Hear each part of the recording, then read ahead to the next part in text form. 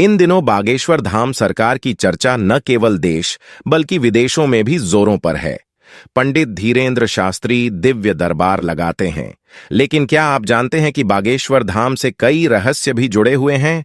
ऐसे में दोस्तों, आज के वीडियो में हम धीरेंद्र कृष्ण शास्त्री के बारे में तो जानेंगे ही, लेकिन साथ ही बागेश्वर धाम के बारे में भी जानेंगे। तो चलिए बिना समय गवाए बढ़ते हैं आगे। 26 साल के धीरेंद्र शास्त्री इस बात का दावा करते हैं कि उन पर हनुमान जी की विशेष कृपा है और उनकी प्रेरणा से वो लोगों की समस्याओं को दूर कर देते हैं। धीरेंद्र कृष्ण देश भर में अपने चमत्कार या फिर यूं कह लीजिए कि अपनी सिद्धि के लिए जाने जाते हैं। दोस्तों, माना जाता है कि जो भी व्यक्ति अपनी अर्जी बागेश्वर धाम में लगाता है, बाबा उनकी सभी समस्याओं को एक कागज में लिखकर उसका उपाय बताते हैं। कई लोग इसे उनका चमत्कार मानते हैं तो कई लोग इसे मात्र अंधविश्वास। खैर, जो भी हो, पर इस बात को नहीं नकारा जा सकता कि उन पर कई लोगों की अपार श्रद्धा है, क्योंकि कईयों की पोल उन्होंने मुंह पर ही खोल कर दिखा दी है। असल में दोस्तों, बागेश्वर धाम सरकार नाम से विख्यात धीरेंद्र कृष्ण शास्त्री एक कथावाचक हैं। धीरेंद्र जी का जन्म 4 जुलाई 1996 को छतरपुर के पास ही गड़ागंज गांव में हुआ था। इसी छतरपुर जिला में प्राचीन बागेश्वर धाम का मंदिर भी स्थित है। यहीं पर धीरेंद्र कृष्ण के दादाजी भी दरबार लगाया करते थे। उन्होंने संन्यास आश्रम ग्रहण कर लिया था।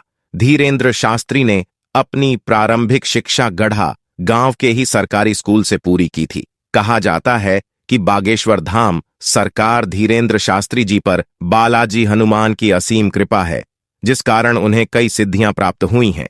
धीरेंद्र शास्त्री जी प्रसिद्ध धार्मिक तीर्थ स्थल बागेश्वर धाम सरकार के पीठाधीश्वर तथा पुजारी हैं।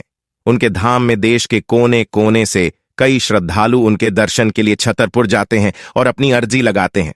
दोस्तों, आपको बता दूं कि बागेश्वर सरकार धीरेंद्र कृष्ण तो एक सनातनी है, लेकिन उनके सबसे खास मित्र शेख मुबारक है, जिन्होंने उनके बुरे समय में साथ दिया था, और इन दोनों की यह दोस्ती आज भी कायम है, जिसकी चर्चा आज भी बागेश्वर सरकार के कई प्रोग्राम्स में सुनने को मिलती है। वैसे दोस्तों, आपको बता दूं कि उनकी मुलाकात भी एक दिलचस्प घटना के कारण हुई। डॉ. शेख मुबारक अक्सर निजी काम के सिलसिले से छतरपुर से जाया करते थे। तभी गढ़ागंज में उनकी मुलाकात धीरेंद्र कृष्ण से हुई, जो उनसे उम्र में काफी छोटे थे। इन दोनों के बीच अपने अपने धर्मों को लेकर चर्चा हो रही थी, जिसमें शेख मुबारक ने सनातन धर्म को लेकर कुछ ऐसी टिप्पणी की जिसके जवाब में धीरेंद्र जी ने उनके भ्रम को शांत कर दिया। इसके बाद वे अक्सर बागेश्वर धाम में सुंदरकांड का पाठ सुनने आया करते थे, जिसके परिणाम स्वरूप उनके जीवन में कुछ चमत्कार हो गए। शुरुआती दिनों में पंडित धीरेंद्र कृष्ण की आर्थिक स्थिति बहुत अच्छी नहीं थी। तभी धीरेंद्र कृष्ण की बहन के विवाह में शेख मुबारक ने उनकी आर्थिक मदद की थी। दोस्तों, छतरपुर जिले से मात्र 30 किलोमीटर दूर गंज के पास गढ़ा गांव में श्री बागेश्वर धाम स्थित है। यहां पर लगभग 300 साल पुराना हनुमान जी का मंदिर है। यहां की महिमा ये है कि जो भी श्रद्धालु सच्ची भक्ति भावना से अपनी समस्याओं या फिर अपनी इच्छाओं को लेकर आता है, श्री राम जी की कृपा से हनुमान जी उसकी सभी मनोकामना को पूरा करते हैं, उनके सारे कष्ट को हर लेते हैं। इस मंदिर के पुजारी और प्रमुख श्री धीरेंद्र कृष्ण शास्त्री को हनुमान जी की विशेष कृपा और सिद्धियां प्राप्त है। इस दरबार में आने वाला कोई भी व्यक्ति खाली हाथ और निराश होकर नहीं जाता। यहां पर भारत से ही नहीं बल्कि विदेशों से भी श्रद्धालु समस्याओं को लेकर आते हैं और उनका समाधान भी पाते हैं, जहां उनकी हर समस्या का समाधान 100% होता है।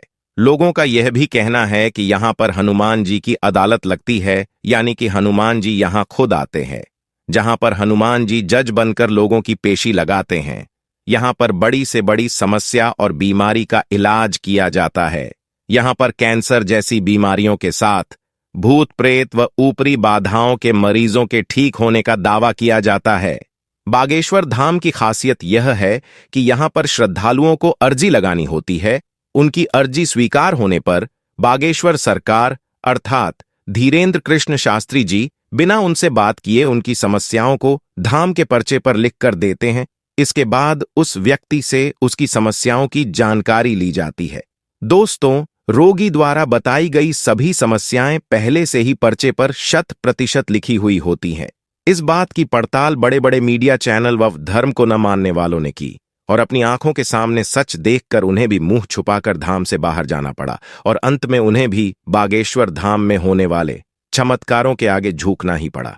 बागेश्वर धाम में होने वाले चमत्कारों को लेकर धीरेंद्र कृष्ण शास्त्री का कहना है कि उस दिव्य आत्मा से जुड़ने के लिए ध्यान विधि योग का प्रयोग करते हैं, साथ ही उन पर गुरु कृपा भी है, जिसके कारण उनके मन में एक एनर्जी का संचार व अनुभव हो जाता है।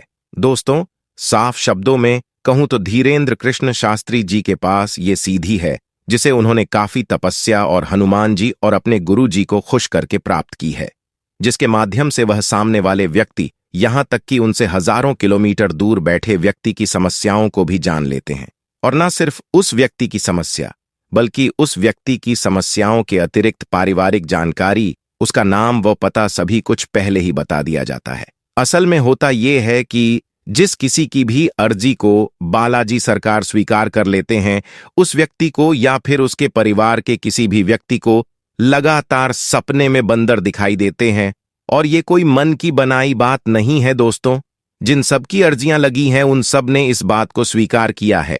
हालांकि मीडिया वालों को कहां लोगों की बात पर विश्वास होता है, वो तो सब अपनी आंखों से देखना चाहते हैं। इसी चक्कर में बहुत ऐसे मीडिया वाले भक्त बनकर भीड़ डैच में इकट्ठा हो जाते हैं, ये देखने के लिए कि इनके दरबार में आखिर होता क्या है।